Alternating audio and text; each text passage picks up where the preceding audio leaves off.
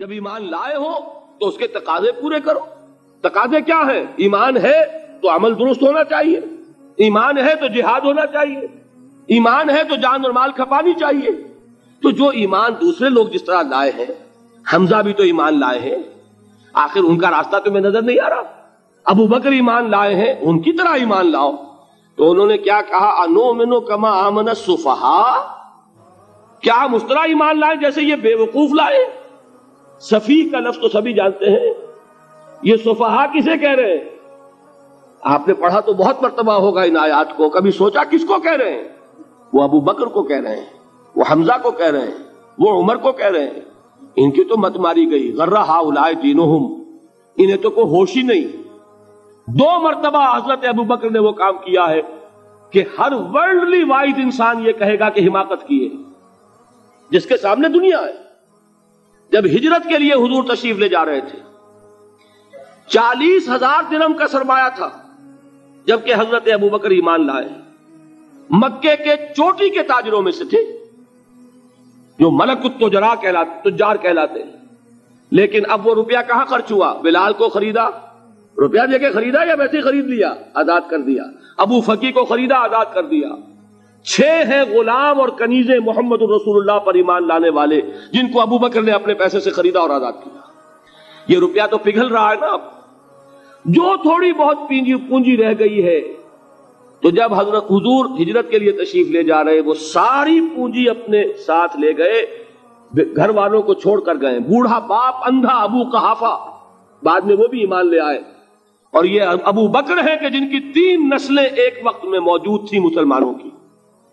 ابو قحافہ مومن، ابو بکر مومن، اور ابو بکر کی اولاد مومن، عائشہ، اسما اور ابو بکر اور عبد الرحمن ابن ابی بکر. یہ کون ہے؟ تو 3 نسلیں جس کی بیک وقت رہی ہیں ایمان میں، وہ شاذ لوگ ہیں، ان میں ابو بکر ہیں. لیکن یہ کہ اس وقت تک ابو قحافہ ایمان نہیں لائے تھے، والد نابینا تھے.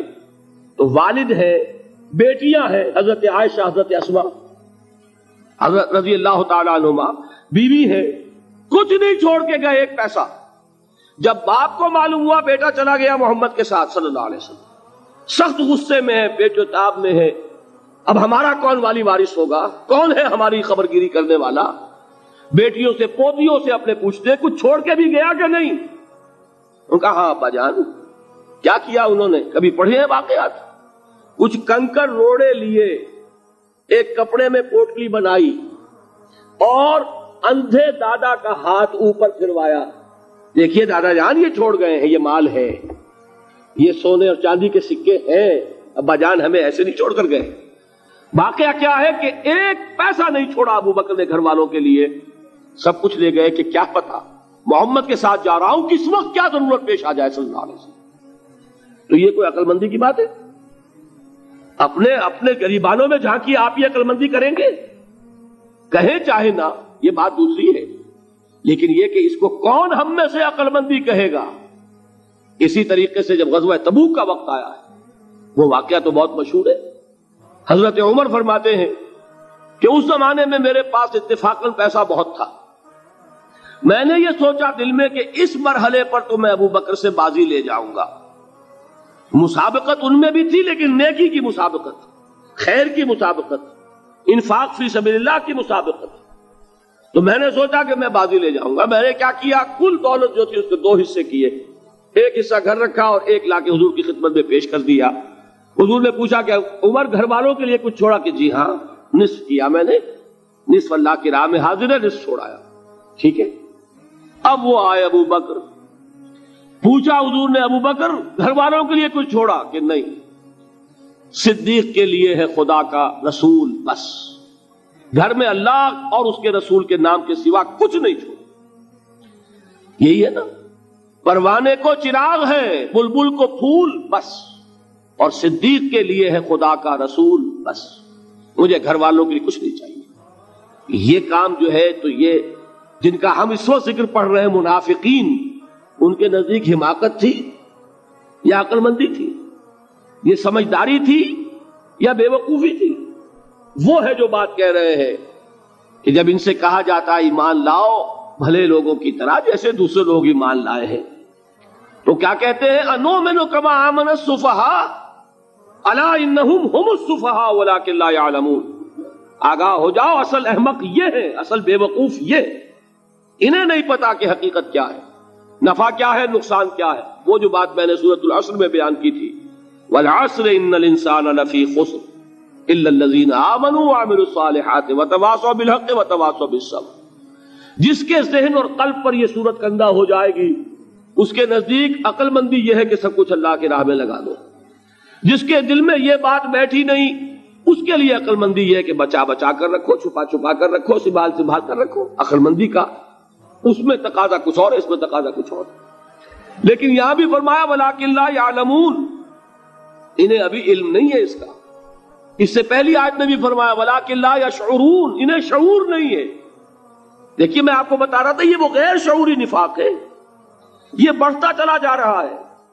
پہلے جھوٹا بہانہ تھا، پھر جھوٹی قسمیں ہوئیں، پھر دشمنی ہو گئی صادق الایمان جو جان اور مال لگا رہے ہیں، نچھاور کر رہے ہیں پروانہ وار، اللہ پر، اللہ کے دین کے اوپر نثار کر رہے ہیں اپنے آپ کو. ان سے عداوت، ان سے دشمنی، ان کا بغض، یہ تھرڈ سٹیج تک پہنچ گئے. اب بھی وہ اپنے آپ کو منافق نہیں سمجھتے، وہ سمجھتے عقل مند تو ہمیں، یہ تو بے وقوف ہے.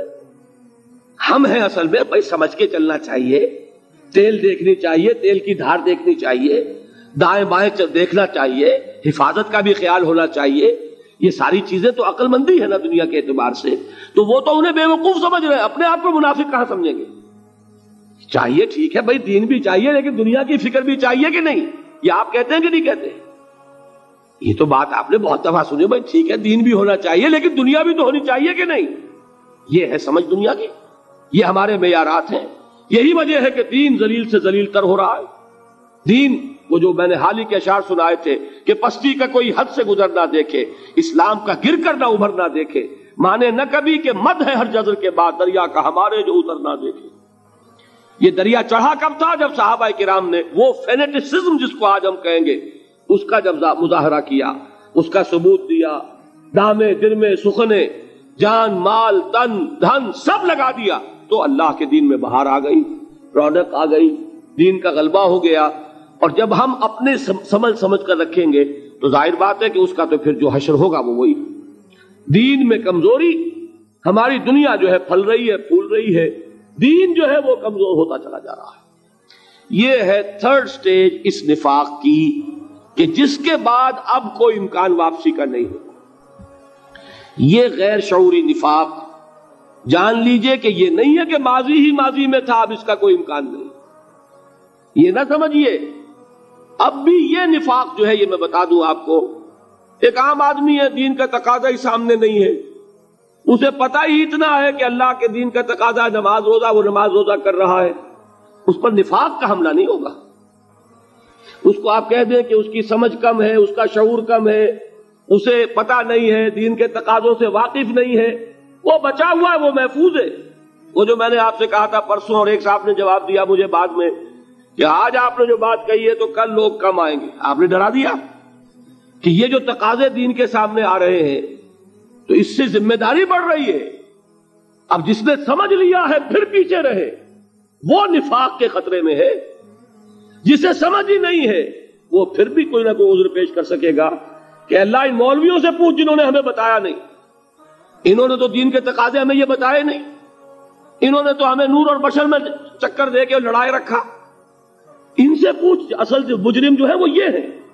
وہ واقعہ یہ ہے کہ کسی درجے میں بچیں گے کہ دین چاہتا کیا ہے، دین کے تقاضے کیا ہیں، توحید کی حقیقت کیا ہے، شرک کی حقیقت کیا ہے.